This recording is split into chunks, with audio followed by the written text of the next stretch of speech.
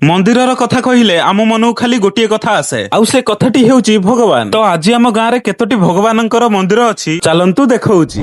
ତ hello guys, ଯେମିତିକି ଆପଣମାନେ ଜାଣିଥିବେ ସମସ୍ତଙ୍କ ଗାଁରେ ବିଭିନ୍ନ ପ୍ରକାରର ମନ୍ଦିର ଥାଏ, ଆଉ ଆମ ଗାଁରେ ଆପଣମାନଙ୍କୁ ଫାଷ୍ଟ ଦେଖିବାକୁ ମିଳିଯିବ ପ୍ରଭୁ ଶିବ ଶମ୍ଭୁଙ୍କର ମନ୍ଦିର। ଆଉ ଆଜି ଏଇ ମନ୍ଦିରଟା ବନ୍ଦ ଅଛି, କାହିଁକି ନା ଆଜି ହେଉଛି ମଙ୍ଗଳବାର। ସେଥିଲାଗି ମୁଁ ବାହାରୁ ଥାଇ ପ୍ରଭୁଙ୍କୁ ପ୍ରଣାମ କରିଦେଲି, ଆଉ ତାପରେ ଦର୍ଶନ କଲି ମା ତାରିଣୀ ଏବଂ ବଜରଙ୍ଗବାଲିଙ୍କର। ଆଉ ତାପରେ କିଛି ବାଟ ଗଲା ପରେ ମୁଁ ଦେଖିବାକୁ ପାଇଲି ଜଗତର ନାଥ ଶ୍ରୀ ଜଗନ୍ନାଥଙ୍କର ମନ୍ଦିର। ଆଉ ଭାଇମାନେ, ଏଇ ମନ୍ଦିରଟି ବହୁତ ୟୁନିକ୍ ଏବଂ ବହୁତ ସୁନ୍ଦର ଦେଖାଯାଉଥିଲା। ତ ଏଠି ପ୍ରଭୁଙ୍କୁ ପ୍ରଣାମ କରିସାରିବା ପରେ ମୁଁ ବାହାରିକି ଚାଲି ଆସିଲି ଆଉ ସବୁ ମନ୍ଦିର ଏକ୍ସପ୍ଲୋର କରିବା ପାଇଁ। ତ ଏଠି ମୁଁ ପ୍ରଥମେ ଦେଖିବାକୁ ପାଇଲି ବାବା ସାଇଙ୍କର ମନ୍ଦିର, ଆଉ ଜଷ୍ଟ ତାରି ପାଖରେ ହିଁ ଥିଲା ଆଉ ଗୋଟେ ପ୍ରଭୁ ଜଗନ୍ନାଥଙ୍କର ମନ୍ଦିର। ତ ଏଠି ପ୍ରଭୁଙ୍କୁ ଦର୍ଶନ କରିସାରିବା ପରେ ମୁଁ ଦର୍ଶନ କଲି ମା ତାରିଣୀଙ୍କୁ, ଆଉ ଶେଷରେ ପ୍ରଭୁ ଶ୍ରୀରାମଙ୍କର ଭକ୍ତ ବଜରଙ୍ଗବାଲିଙ୍କୁ ଦର୍ଶନ କରି ମୁଁ ଚାଲି ଆସିଲି ଘରକୁ। ଆଉ ଆଜିର ଭ୍ଲଗ ଯଦି ଆପଣ ମାନଙ୍କୁ ଭଲ ଲାଗିଥିବ ଫଲୋ ଗୋଟେ ନିହାତି କରିବେ। ତ ରହିଲି ଭାଇମାନେ, ଜୟ ଜଗନ୍ନାଥ।